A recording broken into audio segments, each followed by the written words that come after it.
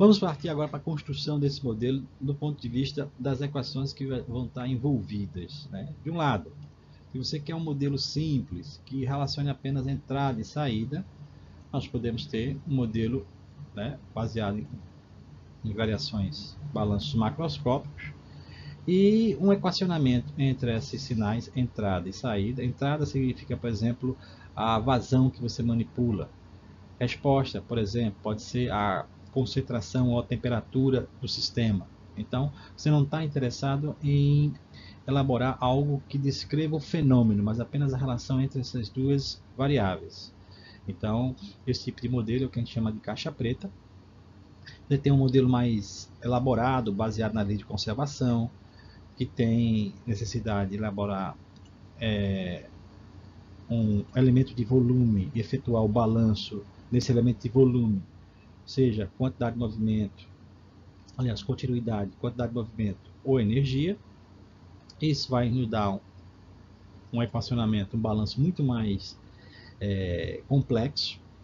E intermediário entre esses dois, você tem o que a gente chama de modelo caixa cinza. Ele tem as facilidades, a simplicidade de um modelo entrada-saída ou caixa preta, e tem um detalhamento maior do tipo modelo baseado nas leis de conservação. Então, um exemplo clássico disso aqui, desse modelo entrada-saída, pode ser, nesse desenho que está colocado, uma rede neural para apenas avaliar algum parâmetro, né, sem saber o fenômeno, mas você faz esse ajuste dessa rede neural para dar essa informação para o modelo fenomenológico que vai estar fazendo a relação entre a variável de entrada e a resposta. Por exemplo, nesse quadro aqui nós temos, quanto maior for seu interesse por um detalhamento do fenômeno, mais complexo vai ser a sua modelagem. Se você caminha para um modelo mais simples, do tipo caixa preta, você, do outro lado, agora passa a ter uma necessidade muito grande de fazer coleta de dados. Você precisa pegar teu sistema, gerar dados, perturbá-lo de alguma forma, né? Variar os sinais de entrada, vazão, rotação de motor, de tal forma que o sistema responda e você, com esses dados gerados, fazer um ajuste de curva. Então, de um lado, você tem a simplicidade, mas necessidade de fazer vários experimentos para fazer essa coleta de dados. Do outro, você tem que tomar toda a atenção para elaborar um modelo baseado nas leis de conservação, massa, energia e quantidade de movimento, encontrar e deduzir e colocar as equações constitutivas para esse fechamento e ter um bom entendimento da proposta do fenômeno que está sendo tomado em consideração. Então, é uma etapa muito mais complexa se você caminhar desse lado e uma etapa muito mais trabalhosa de dados se você caminhar de cá. Então, só comentando novamente o que eu expliquei no slide anterior, os modelos de caixa preta são modelos empíricos, né? Ou seja, são os fundamentos do processo, os fenômenos não são necessários de você conhecer, você quer apenas fazer uma relação entre entrada e saída. É uma forma puramente matemática, e você pode propor um modelo sem nenhuma consideração sobre o fenômeno, onde o modelo 1 se adapta com os dados que você está propondo, outra pessoa pode fazer um outro modelo também não baseado em fenômenos, onde os dados também se adaptam. Então, é uma formulação puramente matemática e você vai identificar quais são os parâmetros dessa equação proposta, né? Muitas vezes são polinômios, né? Podendo até ser redes neurais, como foi o exemplo da figura que eu mostrei. Então, normalmente você tem um grande número de parâmetros, então você tem uma coleta de dados, né? Essa parte aqui é muito importante. Se você tem lá um sistema baseado apenas na concepção de entrada e saída ou caixa preta, é perigoso você extrapolar ele para, por exemplo, um equipamento de processo maior ou um pouco diferente, né? Então é muito perigoso você fazer uma extrapolação. Ele é muito resumido àquela faixa de dados que você fez o ajuste da curva, né? que é o contrário daquele fenomenológico. Então, você vai uma escala pequena, propõe um modelo baseado nos fenômenos que estão envolvidos no processo, e você pode escalonar para um equipamento maior e outro maior até um tamanho industrial, porque os fenômenos em si estão sendo modelados. Então, o mesmo fenômeno que existe em escala pequena vai existir numa escala média e numa escala grande. Então, e o semi-empírico você tem exatamente esse. Você tem as vantagens da caixa preta, né? Fenômenos altamente difíceis de ter um modelo elaborado fenomenologicamente.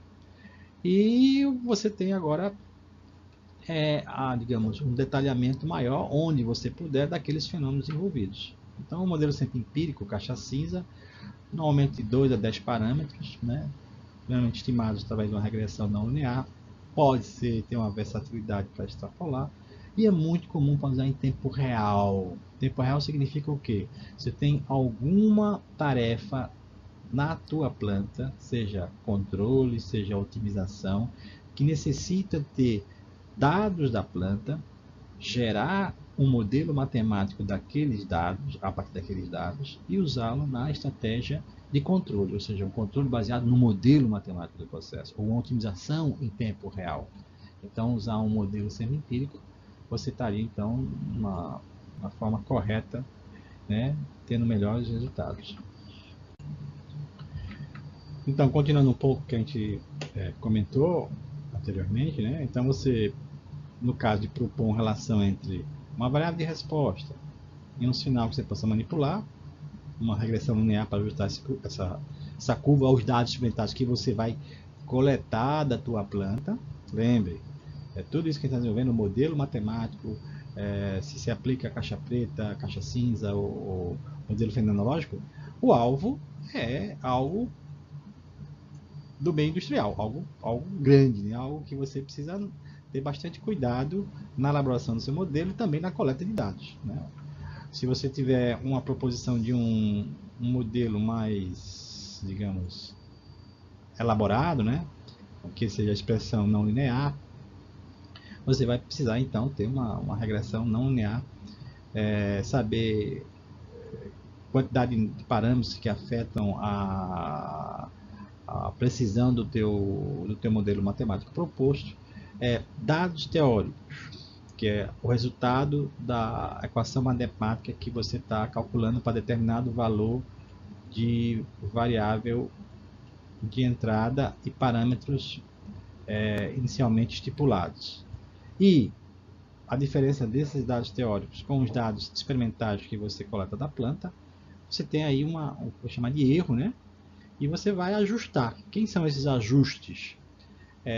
Ou seja, as variáveis de decisão seriam exatamente esses parâmetros da equação que você está propondo. Então, a diferença entre expressão teórica, dados experimentais, a soma em cada dado que você possui ao quadrado, a diferença, né, desse teórico e experimental, você gera então uma função objetivo quadrática do qual as variáveis de decisão são os parâmetros da equação, que aí o programa, o algoritmo de otimização vai ajustar esses parâmetros de tal forma que a curva teórica se aproxime e fique o mais sobreposta possível nos seus dados experimentais. Modelos não lineares muito comuns hoje em dia, que está se tornando algo quase que de uso popular, é você ter uma estrutura baseada em redes neurais artificiais e escolhida qual é o sinal que você vai manipular, ou os sinais, né? Você ter uma resposta, né? E essas fases de treinamento e ajuste da rede neural, ela vai te dar uma relação entre os sinais daqui, né? 1, o 2 e o 3, e a resposta que você está achando importante que é necessário obter. Então, isso aqui está sendo muito comum na engenharia química, usar redes neurais como modelos caixa preta para ajustar dados, respostas entrada-saída, e você usar ele numa etapa dentro da sua modelagem. Então, mas não vai ser alvo do nosso estudo da disciplina essa questão de redes neurais. Apenas um uso num exemplo para ilustrar. Então, vamos aproximar tudo isso que a gente vem descrevendo, debatendo e assimilando para uma situação prática, real, né? Embora que seja aqui exemplificado através dessa figura. Então, aqui tem uma unidade de processo. Esse reator 1 é um reator destinado a fazer uma reação de reforma. Esse reator 2 é um reator de isomerização e esse reator 3 é um reator de craqueamento. São reatores que têm uma certa altura, né? 20 metros, 22, 25 metros. Diversos fenômenos estão acontecendo aqui dentro, né? Reação química em primeiro lugar. Para esse primeiro caso, primeiro reator, você tem essa reação química se processando, um hexano gerando ciclohexano e hidrogênio. E qual a proposição inicial para a gente relacionar grandezas que vão ser manipuladas com respostas do sistema, processamento de temperatura e concentração na saída? Então, é criar um esboço, definir essas quantidades. Primeiro passo, será que é possível propor um modelo caixa preta? Se por acaso existem variações espaciais, né? E você quer um modelo muito mais elaborado em função da complexidade dos fenômenos que estão acontecendo, talvez, como ponto inicial, seria esse, né? Ter um modelo que relaciona apenas a entrada com saída. Se por acaso essa variação espacial é importante, né? E as variáveis, a variável tempo, já que você quer fazer um estudo que relacione possíveis situações de partida e de parada da planta, talvez um modelo simples caixa preta possa não ser tão adequado, né? Então, você tem que partir agora para o mais simples possível, seria um fluxo, digamos, isso aqui é um reator, não se comporta como um tanque, mas como um reator tubular, né? Pistonado, né? O balanço de massa agora já prevê temperatura, um perfil ao longo desse sistema. Então essa seria digamos, uma segunda etapa na maneira, na forma de você analisar como chegar ao esboço final do modelo. Uma terceira etapa, né, é você tentar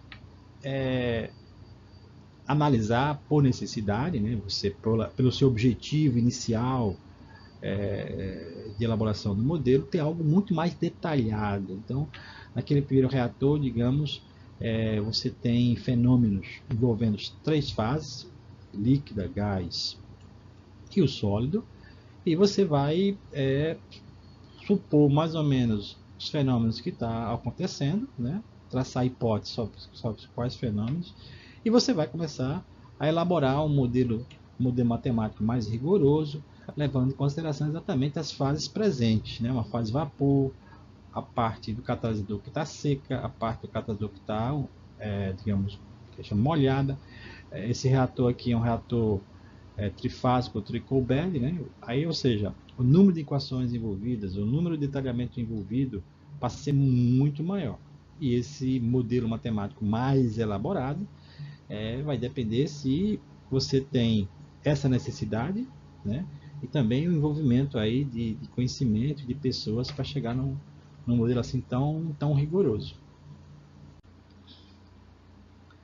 Esses modelos matemáticos baseados nas equações, nas leis de conservação de massa, energia e contaminação, são modelos com uma alta complexidade. Só ilustrando aqui, envolvendo a equação de continuidade, momento, energia, né? E você tem que escolher qual é a forma né, do teu elemento de volume para caracterizar esse balanço. O que é bom do modelo baseado na lei de conservação é que você pode extrapolar ele, né, para outras situações. Também quando você formula ele baseado em lei de conservação, ele é facilmente compreensível para um engenheiro de processos. Você sabe exatamente quais são as variáveis que está lidando e como você foi capacitado, teve todo o conhecimento e estudou aqueles fenômenos que estão envolvidos no sistema físico, né, real, ele torna até compreensível de você entender. Os modelos caixa cinza, como é que mencionou, junta essas vantagens de um modelo elaborado nos balanços com alguma praticidade relacionado a modelos baseados apenas em entrada e saída, né? Então você tem um modelo caixa cinza, como eu falei anteriormente, que é uma combinação dos dois. Por exemplo, você pode ter uma rede neuronal para tentar assumir o lugar daquela equação constitutiva de taxa de reação e ter o balanço de massa e energia do teu reator. Então, porém, eles são, digamos, médios, tanto quanto a extrapolação. Se você combinar os dois, você pode ter o melhor resultado, né? Os dois são caixa branca e o caixa cinza e o caixa preta. E o uso dele, digamos, é mais adequado, talvez, no meio industrial, porque você une um esforço de ter um modelo que você vai conseguir desenvolvê-lo num tempo mais curto, que é exatamente essa variável tempo dentro do meio industrial é algo crucial, e você vai conseguir cumprir os objetivos de ter um modelo razoavelmente preciso, muito melhor do que um caixa preta. As leis de conservação são a gente normalmente vê na disciplina de processos químicos, de reatores, operação unitária, em relação a moles, ou em relação a massa, ou componente a componente, né? Termo de acúmulo, taxa de entrada no sistema, taxa de saída e a geração devido à reação química. Ou você está fazendo um balanço componente a componente, essa mesma expressão, taxa de acúmulo do componente I I entrando, componente I saindo e a taxa de geração. Energia segue o mesmo princípio, a taxa de acúmulo de energia no sistema é igual a taxa de energia entrando no sistema por convecção, ou seja, transporte convectivo, você tem lá a velocidade de escoamento, a taxa de energia saindo do sistema por convecção, a taxa de energia gerada pela reação química, a tua reação química ela pode tanto gerar, né, e consumir energia, a taxa líquida de energia entrando no sistema vindo das vizinhanças, né, e a taxa líquida de trabalho é efetuada no sistema pelas vizinhanças. Né? Então a energia total do sistema termodinâmico é a soma das suas energias interna, cinética e potencial. Só para recapitular, já tínhamos comentado sobre as equações constitutivas. Naquelas equações de balanço, né, de conservação que nós apontamos, irão aparecer as equações constitutivas, por exemplo, transferência de calor, taxa de reação, vazão, uma expressão para vazão envolvendo coeficiente de vazão e densidade e o diferencial de pressão. E equações de estado, aqui é uma expressão mais simples, PV igual a nRT. Então, e equações de equilíbrio de fase, né?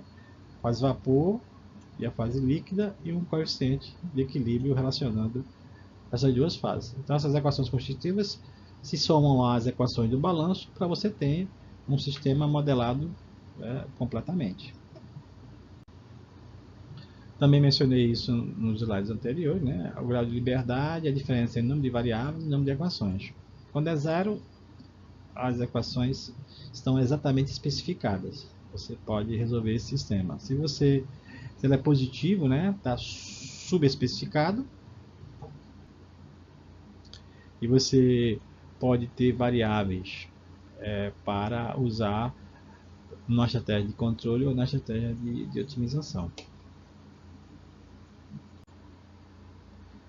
Vamos olhar um equipamento muito importante dentro da indústria química, né?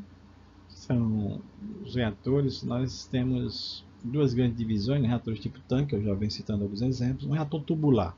Né? Imagina que você tem um equipamento de processo, né? que tenha exatamente o comportamento, né, de um reator tubular, né? Você tem reagentes que entram, processa, produto formado. Você pode ter aí preenchido com catalisador, uma fase sólida ou não, né? Ele pode estar isolado ou não, a forma de que ele esteja isolado. Nenhuma variação em R é outra, eu mencionei lá, você se lembra, né? Você tem que listar as considerações que você está fazendo. Digamos que não tenha variação na direção desse eixo aí do R, né? Apenas variação em Z.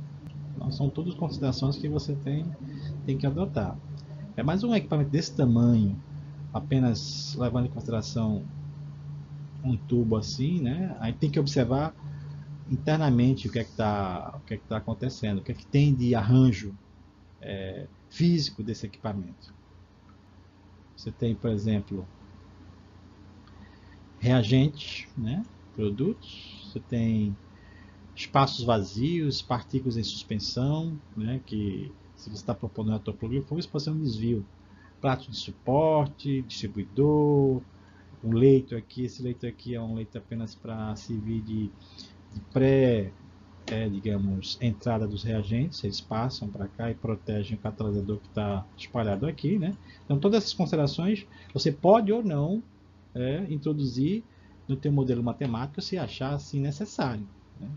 No caso dele ser mais elaborado, talvez você precise incorporar aqui como a forma que está sendo distribuído o reagente, né? Que pode dar escoamentos preferenciais. Essa parte, se induzir um desvio do plug-and-flow, significa que você vai ter que considerar um coeficiente de dispersão. Então, tudo são considerações que você tem que fazer, olhando tanto o aspecto de ter uma variação espacial, como os internos desse equipamento.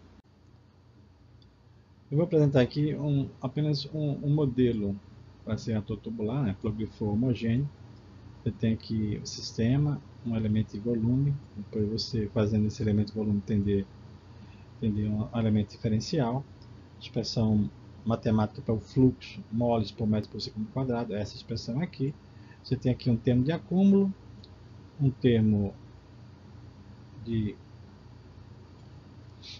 entrada por convecção, né, um termo de dispersão e a taxa de reação.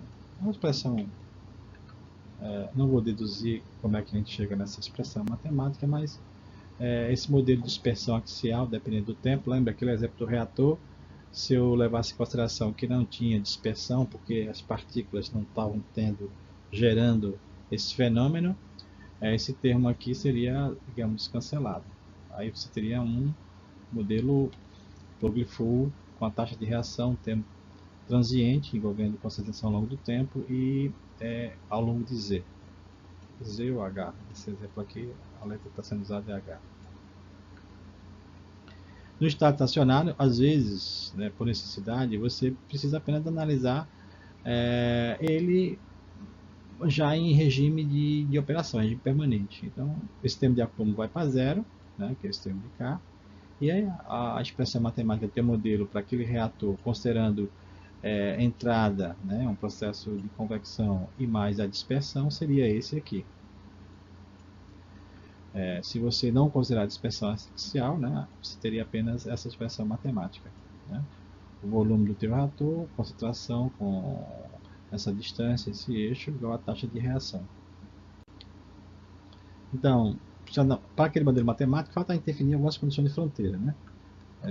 Se você tem um modelo estacionário sem dispersão axial, né, digamos que na entrada do reator você tem uma concentração conhecida, né, você estaria diretamente especificando o que faltava para a tua equação.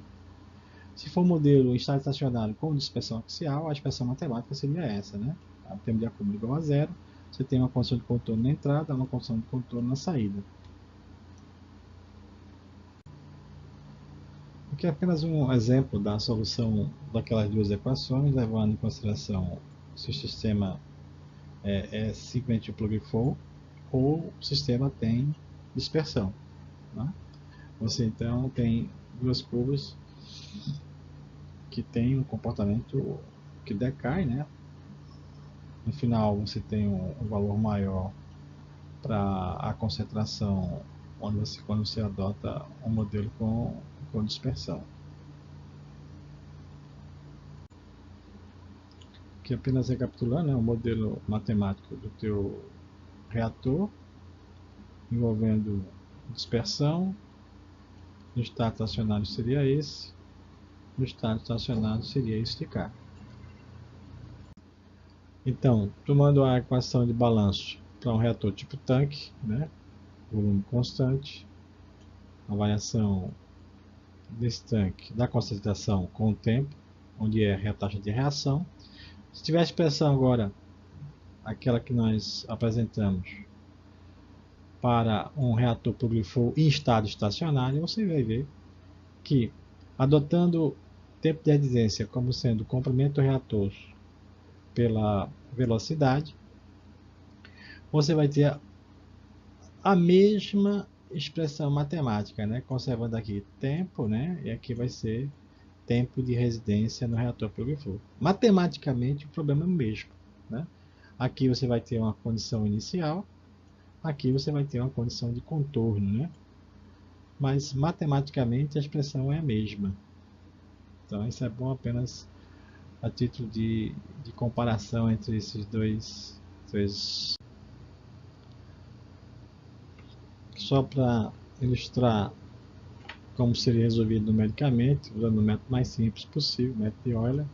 Você tem a equação do balanço para o reator tipo tanque, concentração variando com o tempo, uma expressão cinética, a taxa de reação de primeira ordem, né, em t igual a zero, tempo igual a zero, você tem uma concentração C0 qualquer. O método de Euler explícito, você tem para a concentração no ponto n mais 1 igual a concentração no ponto n, menos K, constante cinética, vezes a concentração no ponto n, e o intervalo que você adotou para essa discretização. Se for um Euler implícito, né, você precisa agrupar esse termo Cn mais 1 aqui, n mais 1, para ter uma expressão matemática um pouco diferente. Para reações sem ser de ordem 1, né, para uma ordem P qualquer, no método implícito você vai precisar resolver essa equação aqui, vai requerer uma solução a cada etapa de integração. Aqui a título de ilustração, adotando esses parâmetros, né, a concentração inicial, para esse exemplo aqui a constante cinética igual a 0,1, para esse exemplo aqui a constante cinética igual a 0,5, e o intervalo de discretização, né, você vai ter essas curvas, né, o método implícito, né, aqui, o método Euler explícito, esse em azul, e a solução que você pode ter, uma expressão relativamente simples, né, como ela é uma cinética de primeira ordem, você pode ter a expressão analítica. Nesse caso de cá, essa mudança desse parâmetro, você aumentando o fator para exponencial, você tem a curva, né, a curva do método, através do método explícito, procura se distanciar sempre, ela está inferior à solução analítica, que é essa, né? Ela está se distanciando um pouquinho